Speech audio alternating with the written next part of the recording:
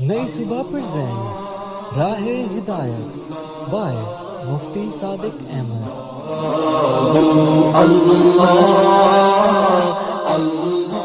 الحمد للہ وکفا والصلاة والسلام علی اشرف الانبیاء اما بعد۔ سامعین گرامی، مؤثر پیغام پہنچانے کے سیرت نبوی صلی اللہ علیہ وآلہ وسلم سے کیا اصول سمجھ میں آتے ہیں، وہ آج کے سیشن میں ہم آپ کے ساتھ شیئر کریں گے۔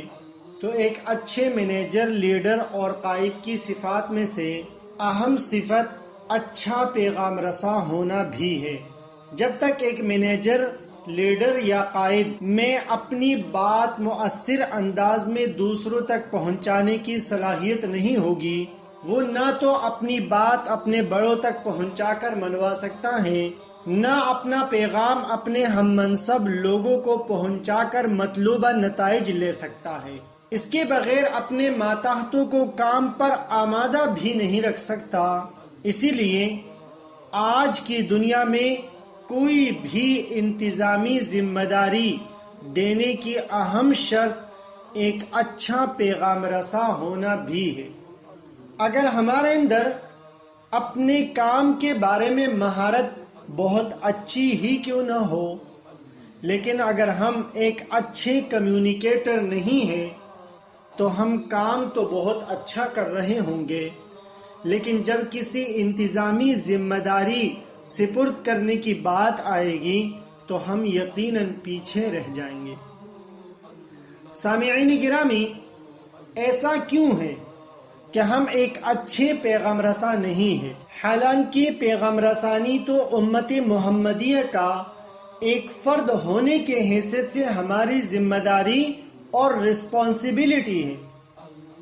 جناب رسول اللہ صلی اللہ علیہ وآلہ وسلم نے ہمیں ایک عالمگیر پیغام کا امین بنایا ہے اور یہ سپرد کیا ہے کہ اس پیغام کو ہم پوری دنیا میں عام کریں۔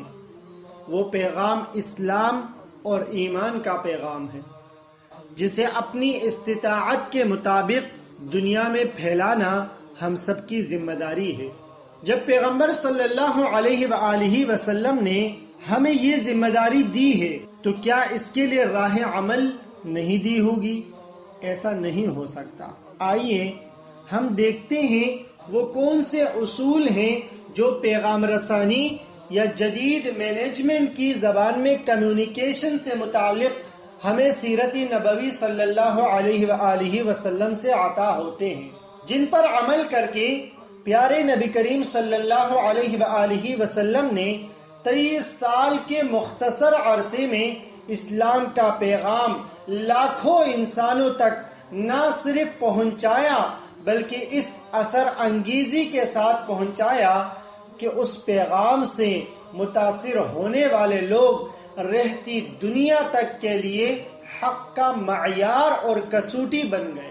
اس جماعت نے یہ پیغام انہی اصولوں پر عمل کرتے ہوئے پوری دنیا میں پہنچایا، اور آج دنیا کا شاید کوئی خطہ ہو جہاں تک یہ پیغام نہ پہنچا ہو۔ اس پیغام رسانی کے پیچھے کیا اصول کار فرما تھے؟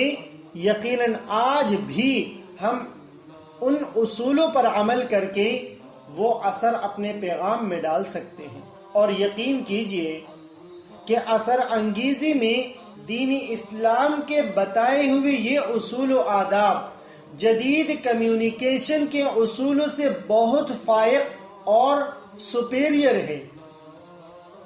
آئیے دیکھتے ہیں نبی کریم صلی اللہ علیہ وآلہ وسلم کے پیغام رسانی کے کیا اصول تھے جن پر عمل کر کے ہم اپنا پیغام پر اثر انداز میں دوسروں تک پہنچا سکتے ہیں۔ اور سنت پر عمل کی نیت اگر کریں گے تو اس میں نتائج و اثرات میں اضافہ ہونا بھی یقینی ہے اور آخرت کی کامیابی بھی ملے گی۔ اس حوالے سے آپ یہ بھی جانیے کہ رسول اللہ صلی اللہ علیہ وآلہ وسلم نے پیغام رسانی کے ممکنہ تمام صورتوں کو اختیار فرمایا ہے۔ زبانی، تحریری، الفاظ کے ساتھ، بغیر الفاظ کے، محض اشاروں سے بھی پیغام پہنچایا ہے۔ یہ تمام صورتیں جدید کاروباری اور پروفیشنل دنیا میں بھی اختیار کی جاتی ہیں۔ یہاں ان سب صورتوں کے لیے مشترکہ اصول میں آپ کی خدمت میں پیش کرنا چاہتا ہوں۔ نمبر 1، مخاطب کی بات کو توجہ سے سننا۔ عزیزان گرامی، سنت نبوی صلی اللہ علیہ وآلہ وسلم ہے کہ جب کوئی بات کر رہا ہو تو اس کی باتوں کو غور سے سنا جائے۔ ایسا نہ ہو کہ مخاطب آپ سے بات کرنا چاہ رہا ہے اور آپ کسی اور طرف متوجہ ہیں۔ یہ نامناسب رویہ ہے۔ اگر کسی کام میں مصروف ہیں، اسے کچھ دیر انتظار کا کہا جا سکتا ہے، لیکن جب وہ کوئی بات کرے تو اسے توجہ سے سنا جائے، کیونکہ ہم کسی کو مؤثر پیغام اسی وقت دے سکتے ہیں جب ہم اس کی بات غور سے سنیں گے۔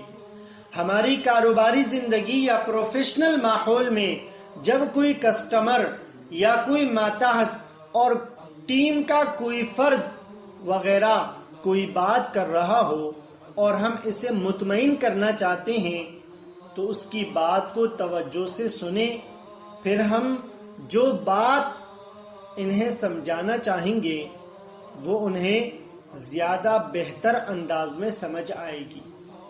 اسی طرح تحریری کمیونیکیشن میں پیغام کو بغور پڑھنا ہی مؤثر رد عمل یعنی فیڈ بیک میں معاون ثابت ہوتا ہے۔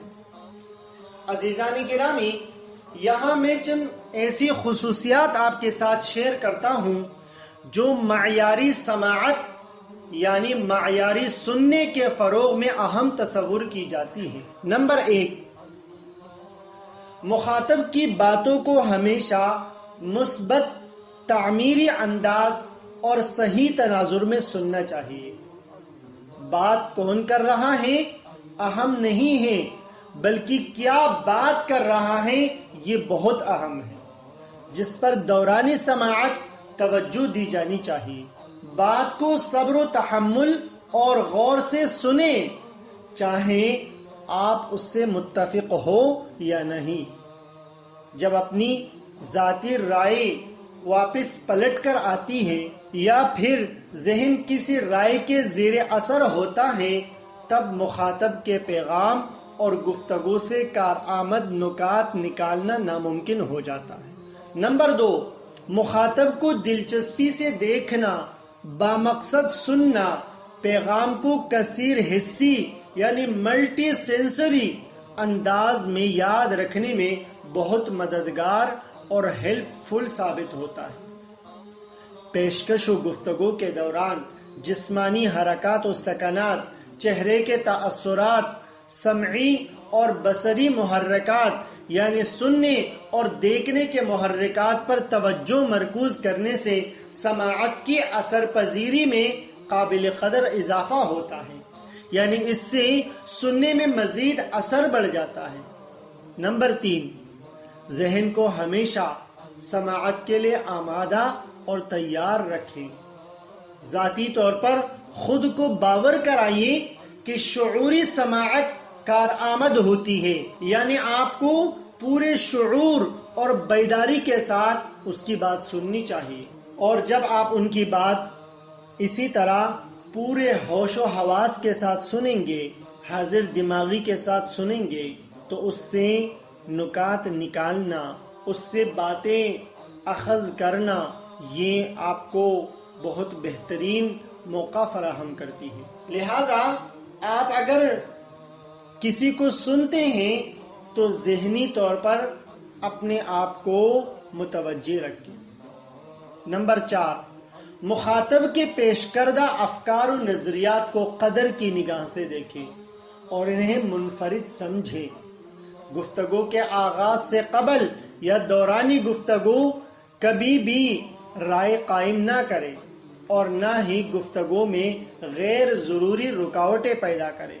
نمبر 5، مخاطب پر اپنی دلچسپی اور انہماک کا اظہار کریں۔ سننے میں دلچسپی اور انہماک کے اظہار سے مخاطب اپنی بات آرام دہ انداز سے، بہتر طریقے اور آزادانہ طور پر پیش کرتا ہے۔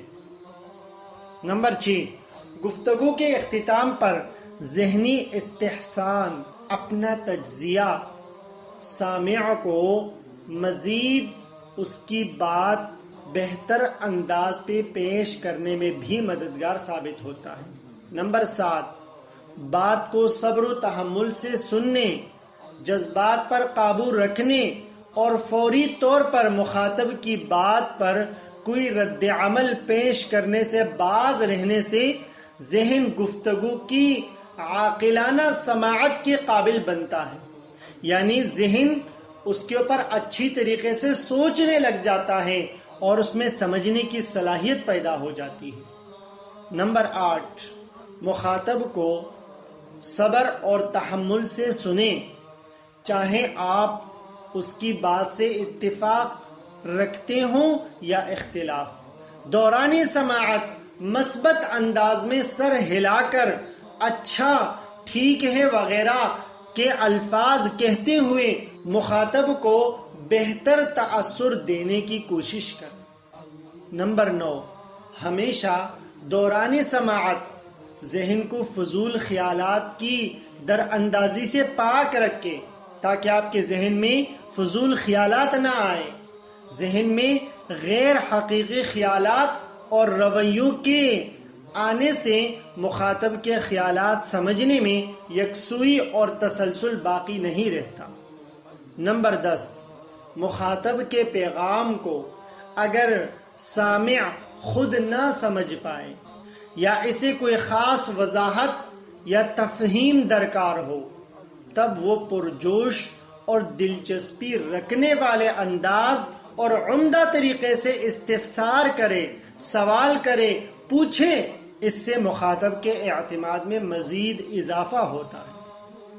اللہ تبارک و تعالی ہمیں دوسروں کو سمجھنے کی توفیق عطا فرمائے اور بہتر حوصلے کے ساتھ دوسروں کے آراء اور تجاویز کو سننے کی توفیق عطا فرمائے۔ السلام علیکم ورحمۃ اللہ وبرکاتہ۔